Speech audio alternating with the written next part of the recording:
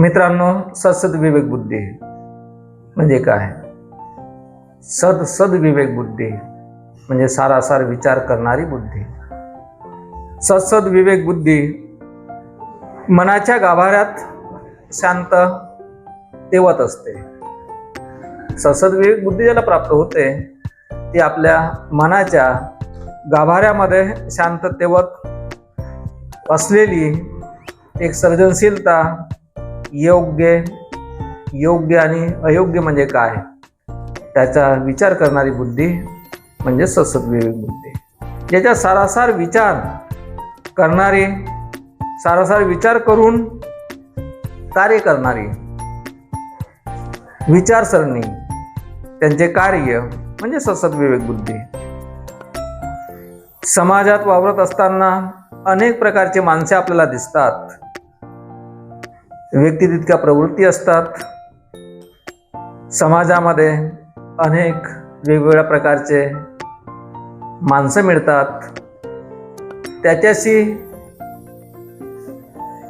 सर्जनशील व्यक्ती म्हणजे सद्विवेक बुद्धिमान माणूस हा एक प्रेमाच्या, करुणेच्या माध्यमातून संबंध चांगले तयार करतो, हवा हंसा वाटतो.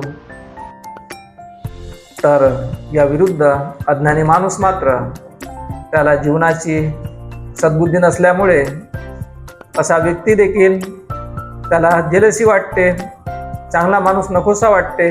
परंतु माझं सांगणं आहे, जो व्यक्ती चांगले कार्य करत असेल तर त्याला प्रोत्साहन द्यायला पाहिजे. अशा व्यक्तींची गरज आहे. आज जरी आपण पाहिलं तर समाजामध्ये असे व्यक्ती पॉलिटिक्समध्ये किंवा चांगल्या पदावर सहसा दिसून येत नाही. उलट फक्त स्वतःच्या फायद्यासाठी त्या पदावर जाणारे, मग राजनीती असोत की मग हे मोठमोठे अधिकारी असोत, मोठमोठे अधिकारी देखील टेबलाच्या खालून लाच घेताना आपण पाहतो.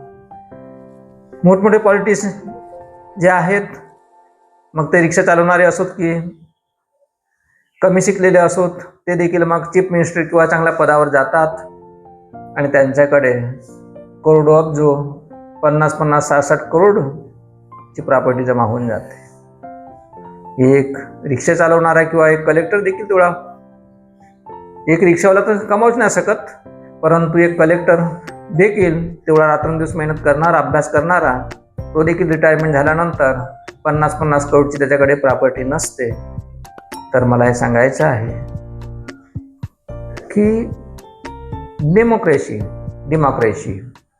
लोकशाही ज्याला आपण म्हणतो, ज्या माध्यमातून घटना लिहिलेली आहे बाबासाहेबांनी, ते विचारच नाही समजले, ते घटना नाही समजले. आपल्याला ज्या दिवशी समजेल ना त्या दिवशी हे खराब राजनीती आणि खराब पदावर जाणारे जे लोक आहेत ते जाणार नाही, तर सद्बुद्धीचे जे चांगले कार्य करणारे तेच जाते. लक्षात ठेवायचं आहे, अभ्यास करून ते परीक्षा पास करणं आणि त्या पदावर जाणं, मग तो बनणं, यानं समाजाची प्रगती होणार नाही आणि समाज आणि देश प्रगतीपथावर जाणार नाही आणि समाज सुखी होणार नाही. आज जरी आपण पाहलो की फॉरेन कंट्री पहा आणि आपला देश पहा, आपल्याकडे रस्त्यावर जाणारे कुत्रे, जे कुत्रे पाळणारे असतात तेच मोकाट फिरवतात मागे मागे, आणि कोणाच्या घरी किंवा रस्त्यावरती त्यांचं विष्ट आणि घाण तशीच राहते. काही पिसाळलेले कुत्रे असतात, काही बंदरं असतात. आता सकाळी सकाळी जे बंदरं आहेत गेटवर आपटून त्यांनी गेट खराब करून टाकली. मला हे सांगायचं आहे की हिंस्र पशु आणि कुत्रे, मांजरं, साप यांच्यापासून सुरक्षा कशी करता येईल जनतेची, याच्याकडे गव्हर्नमेंटचं लक्ष आहे का? आणि मिलिटरीमध्ये इकडे घराघरामध्ये, मोहल्ल्यामध्ये, शहरामध्ये कशी सुरक्षित राहतील लोक, त्याच्याकडे लक्ष नाही. आणि तिकडे बॉर्डरवरती मिलिटरीमध्ये किती पैसा खर्च करतील. याचा अर्थ असा नाही आहे की एका विद्वानाने म्हटलेलं आहे की 8 दिवसाचा जो खर्च आहे या आर्मी नेव्हीवरती आणि या युद्धाच्या माध्यमातून जे वेपन्स तयार होतात, 8 दिवसाच्या खर्चामध्ये, लक्षात ठेवा मित्रांनो, 8 दिवसाच्या खर्चामध्ये तोच खर्च जरी समाज हितासाठी आणि समाजाच्या चांगल्या कार्यासाठी जरी वापरला तर 8 दिवसामध्ये समाजाची कायापालट होऊन जाईल, लक्षात ठेवायचं.